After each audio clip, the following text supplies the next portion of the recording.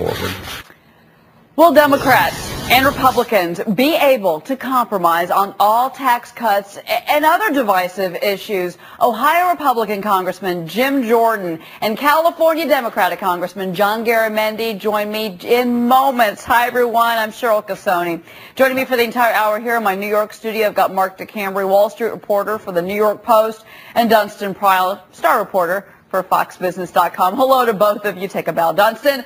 All right, late word, folks, from the White House. Spokesman Robert Gibbs saying that the president is open to extending tax cuts for all income levels. Congressman Jordan, you have been adamantly against all tax hikes. You've even gone against your own party sometimes in the past.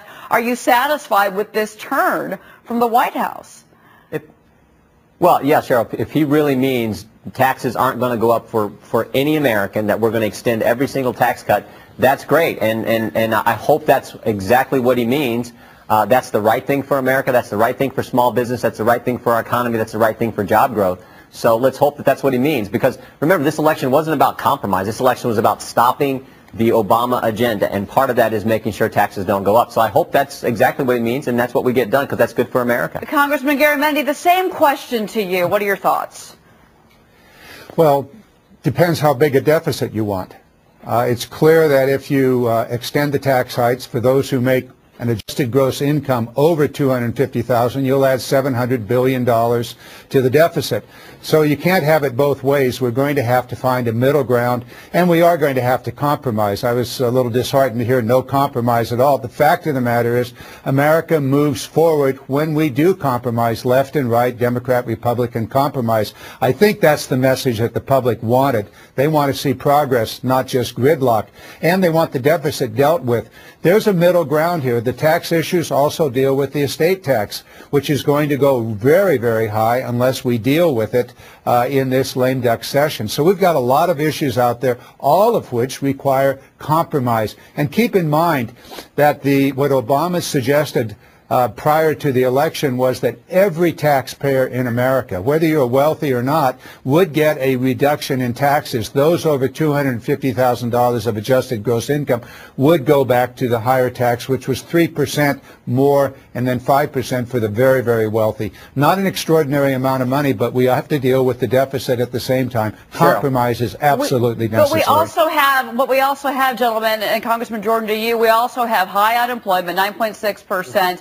And we also have still a mortgage crisis in this country. Also, you have the AMT. And let me give this to both of you, and I want to get both of your reactions on this. When Press Secretary Gibbs was speaking, he really seemed to be saying, in a way, that the White House would swap a middle-class alternative minimum tax patch for the 2-year extension of tax cuts for the upper-income earners. That would be, in my mind, a heck of a compromise, Congressman Jordan. Would that be enough? Because you've also been vocal about AMT.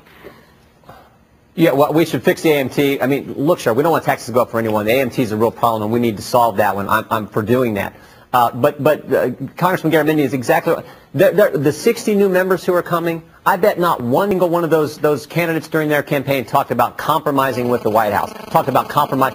They ran their campaign as stopping what they're trying to do in Washington, what they've been doing in Washington. So the idea that we're going to somehow raise taxes on some, not raise them on others, find the right compromise, that's exactly wrong. That's not what the American people have sent us to Washington to do. And this freshman class, I think, understands that. They're going to come to Washington and look to cut taxes for Americans so we can get job growth and get job creation, get the things moving in the right direction. That's what this thing was about. And the problem with the deficit is spending. And I understand what you're saying, Congressman Jordan, but Congressman Garamendi, I mean, you well know, I mean, the Republicans certainly did take control back of the House, but the Senate is still led, in a small sense, by the Democratic side. So this is not just a simple, change of power. It's all going to switch around quickly. I don't think it will, Congressman Garamendi. Well, it's not. The reality is you still have a Democratic president that has a veto. You also have a situation in the Senate where either a Democrat or Republican can stop anything, just one person, by threatening a filibuster.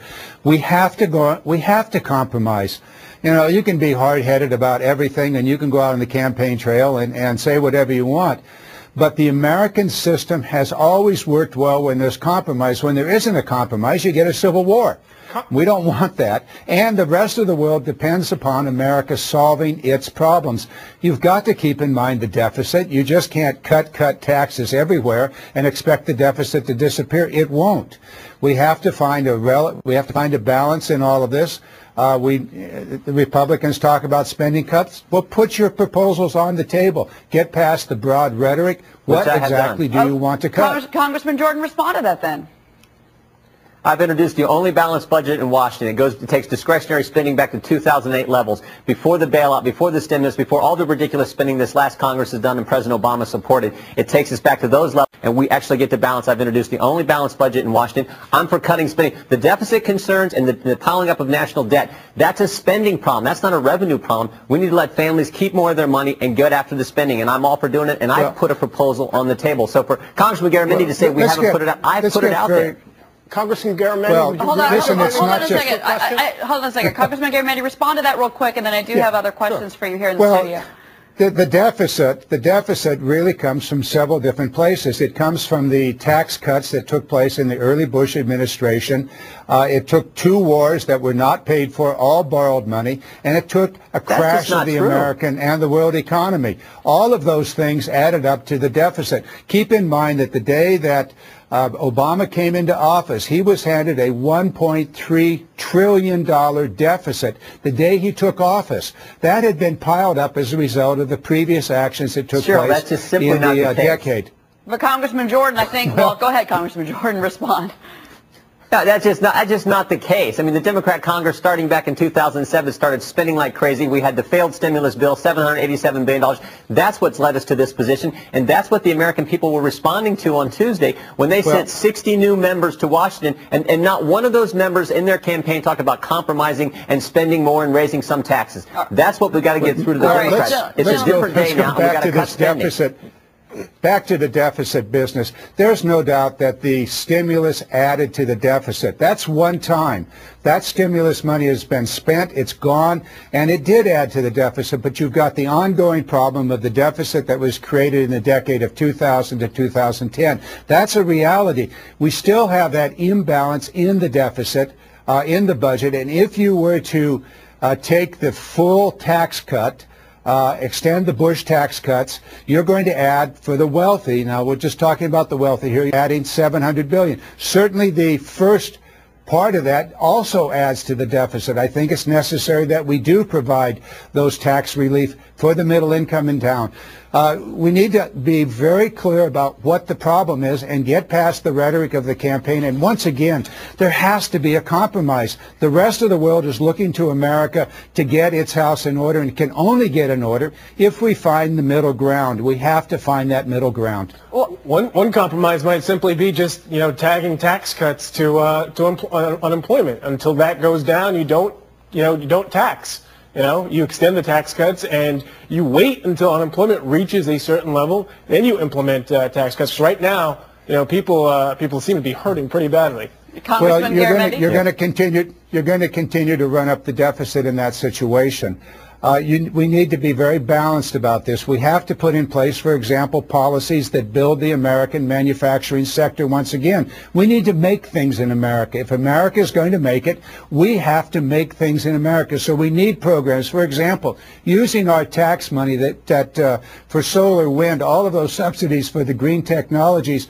That equipment must be made in America. It's our tax money. Make it in America. We buy buses that are made overseas. We buy trains and all of this equipment made overseas using our tax money to buy foreign-made equipment. And use that tax money to make it in America. These are policies we can put in place that would help build the American economy. We need a balanced program. Taxes, yes. We've got to deal with the deficit. That means we have to be very wise with every dollar we spend, and we have to begin to rebuild the American manufacturing sector. Congressman Jordan. Yeah, I mean, Cheryl, look, our balanced budget balances, and we keep in place the Bush tax cuts, and we work on the alternative minimum tax. So you can do it, but you have to be willing to do something that the American people understand needs to be done. You have to be willing to cut spending. And we're at that point where you got to do the tough thing. You got to have, policymakers have to get where the American people are. We have to have the discipline to make the tough love decisions and cut federal spending. That's what they sent us to do. We just got to do it. And it can be done if we have the political will to do it. Well, the exit polls and the voters certainly seem to kind of back you up. Gentlemen, real quickly to both of you, I just want to ask you, Congressman Garamendi, will there be a compromise on the extension of the Bush tax cuts? Yes or no? Yes, there will be. There has to be. Okay. Congressman Jordan?